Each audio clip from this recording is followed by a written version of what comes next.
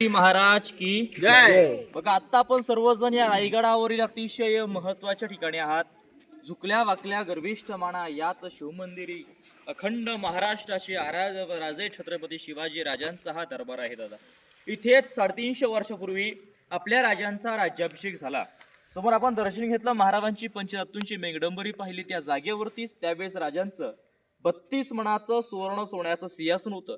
एक मण म्हणजे 40 किलो असं 1280 किलो सोन्याची गादी इथे होती आपल्या राजांची. परंतु 3 नोव्हेंबर 1689 ला रायगडाला औरंगजेबाने सर्वात मोठा विडा दिला. त्या औरंगजेबाचा सरदार जुल्फिकार खान, त्याचं टोपण होतं इतिकत खान, आणि त्या इतिकत खानाने ते महाराजांचं सिंहासन वितलावून सोबत घेऊन गेला. जे आता आपण वरचं चित्र पाहताय मेघडंबरी म्हणतात, त्या मेघडंबरीची स्थापना भारताचे 7वे राष्ट्रपती डॉक्टर ज्ञानी जयसिंग यांच्या हस्ते 1985 साली केलेली आहे. आतमधल्या महाराजांच्या मूर्ती स्थापना छत्रपती शिवाजी महाराजांच्या आत्ताचे 13वे वारसदार युवराज छत्रपती संभाजीराजे कोल्हापूरचे यांच्या हस्ते 6 जून 2009 साली केलेली आहे. दोन्ही बाजूला विटांचं बांधकाम पेशव्यांच्या काळातलं आहे. प्लास्टर 2001 साली केलेलं आहे. 250 फुटाही सदर आहे. आणि दरबारामध्ये कुठेही माणूस कुजबुजला, कागद जरी फाडला तर कुठलाही आवाज इथपर्यंत ऐकायला येतो. इथे कोणी काय बोललेला आवाज कोपऱ्यात बसलेल्या माणसाला ऐकायला जातो. आजही इको होतो बघा, आवाज घुमतो. असं आताशी काही तज्ञांची म्हणणी आहेत की दरबारात बघा पाठीमागे बाजूला एक दगड पाहायला मिळतो, दगडामुळे हा इको वास्तुशास्त्राप्रमाणे होतो, अशी काय आता तज्ञांची म्हणणी आहेत. बघ समोरचा आपण जो उंच इमारत पाहतोय, नगारखाना 52 फूट आहे, 40 फूट रुंदी आहे.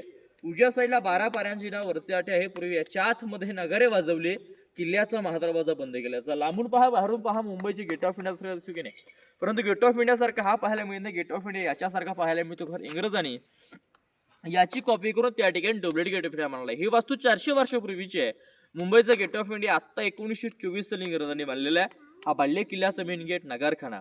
तुम्ही सर्वांनी महाराजांच्या राज्याभिषेकाचा फोटो पाहिला असेल, तो इथलाच फोटो आहे. ज्या फोटोमध्ये आपल्याला पाहायला मिळतोय की इंग्रज अधिकारी लाल रस परिधान करून डोक्याली पांढरी खाली काढून झुकून आपल्या राजांना मानाचा मुजरा करत दिसतोय. ते इंग्रजाचं नाव होतं हेनरी ऑक्झटन. आणि त्या हेनरी ऑक्झटनने महाराजांच्या राज्याभिषेकाचं वर्णन आपल्या रोजीची तारीखमध्ये लिहून ठेवलं होतं.